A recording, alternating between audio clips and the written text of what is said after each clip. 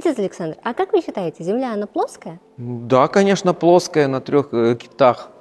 Шутка. Мы из естествознания, из естественных наук знаем такие термины физические, как гравитация, сила притяжения. Из уроков астрономии и просто, так сказать, популярной науки мы знаем про Солнечную систему, про галактику Млечного Пути и прочее, и прочее.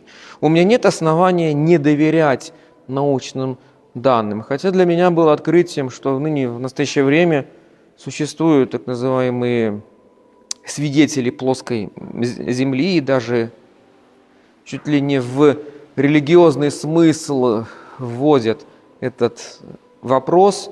Но моя мысль, что это просто какая-то игра, баловство, совершенно не имеет отношения к библейской концепции мира. Библия нам не объясняет того, как устроен мир, каковы законы механики планет, законы гравитации и прочее.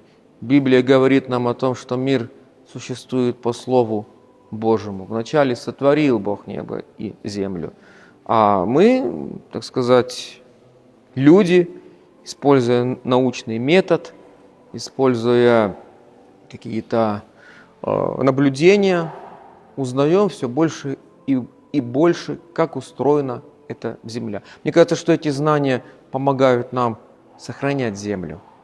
Все до определенного момента.